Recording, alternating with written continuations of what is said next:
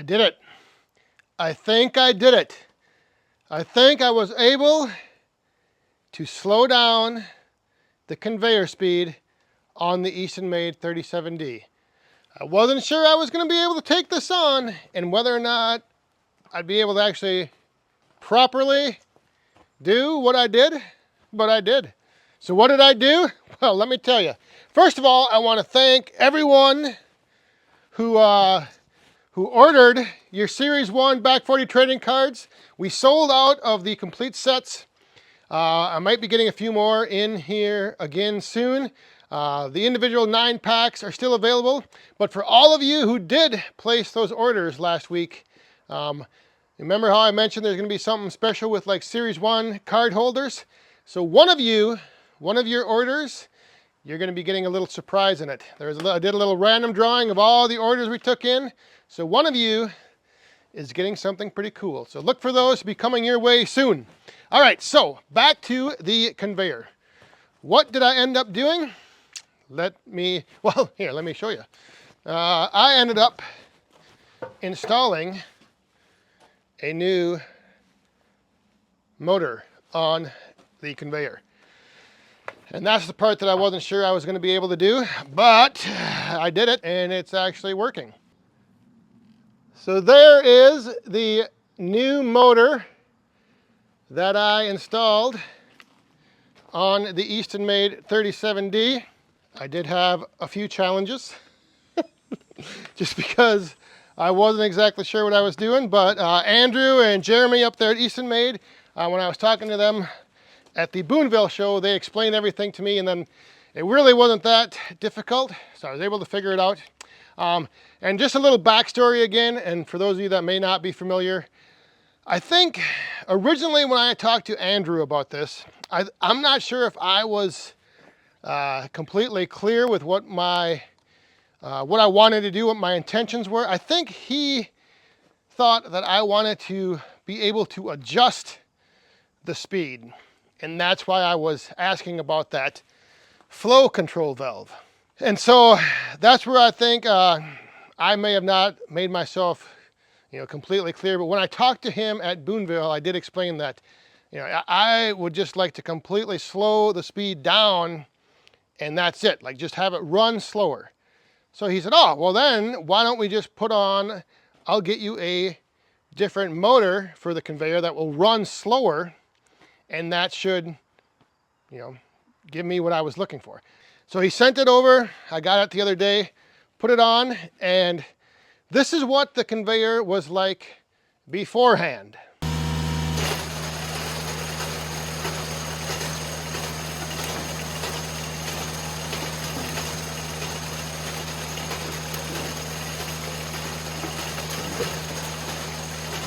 All right, so now here is what it's like after.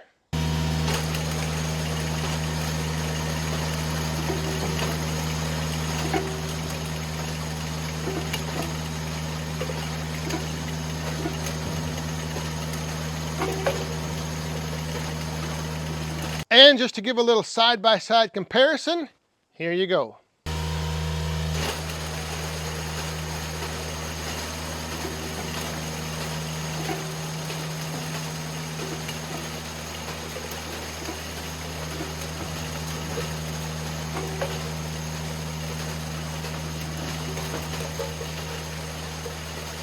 So now the speed of the conveyor is slowed down. The one thing, when I was talking to Andrew, what he said, being that this machine was like their prototype machine, when they went out and tested this thing, they had just a 6-way wedge on it.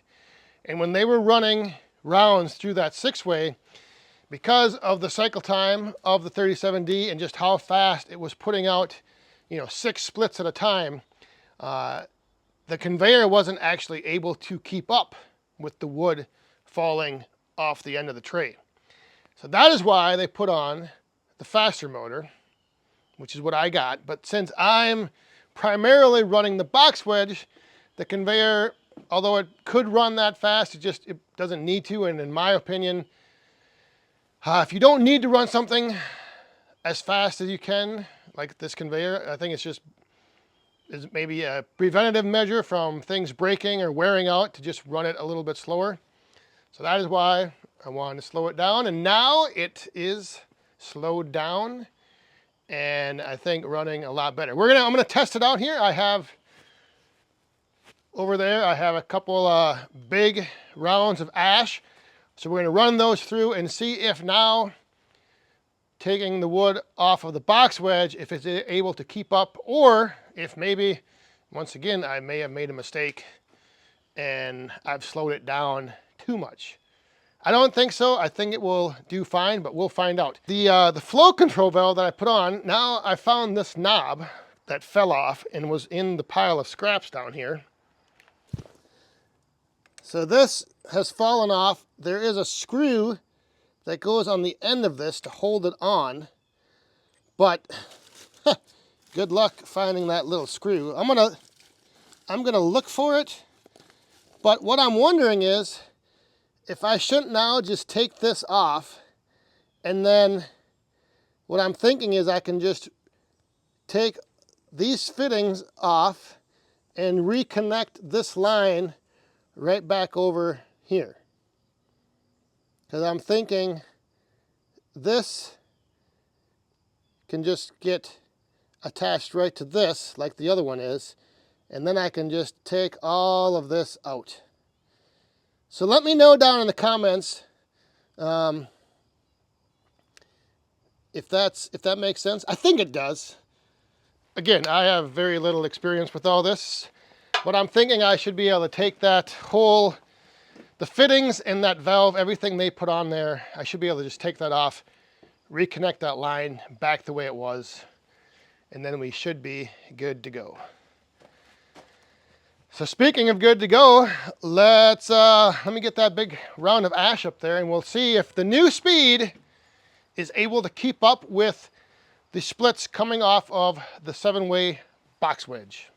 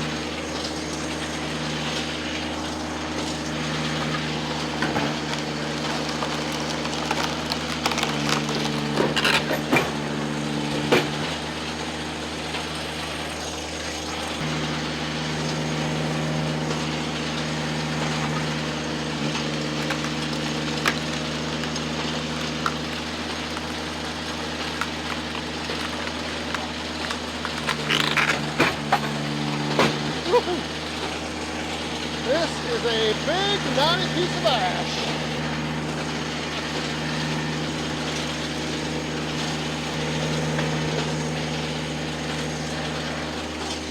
This thing is ugly inside.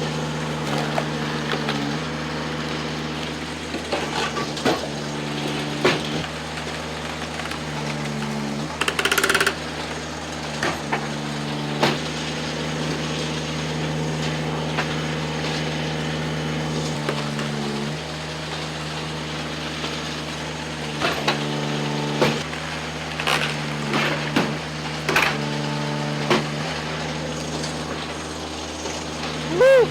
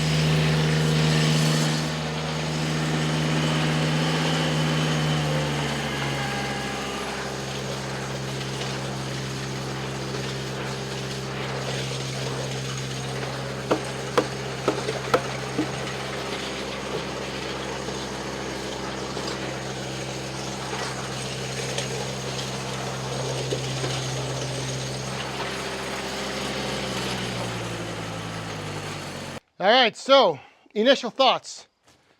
Let me know. My initial thoughts are, well, that first round was a little tough because that thing was, well, take a look at this. Look at this snarly, knotty, I don't even know, it's not really a crotch, it was just a knot, a big old knot. A couple knots in there. That piece was a little tough to tell because it was actually splitting. It was slowing down a little bit to push that thing through. So while that was splitting, the one thing I did notice is that before I would get a lot of pieces that would like kind of tumble and turn as they were going up the conveyor. Like the paddles on the conveyor would actually kind of just like flip the pieces of wood back. I didn't notice any of that going on. I think every time that the paddles would grab one of the splits, it would just take it right up the conveyor. It wouldn't have that rolling backwards effect. On the second big round, that one split a little bit better, so it was kind of giving a better, I think, representation of the actual cycle time of splitting not so knotty wood through the box wedge. And it seemed to keep up. It did look for a couple times, it did look like there was quite a few splits building up down there in the tray, like right down in here. But I think what that was, when that wide piece was being split, you know, there was, what, 1, 2, 3, 4, 5 to 6 splits getting pushed through at one time.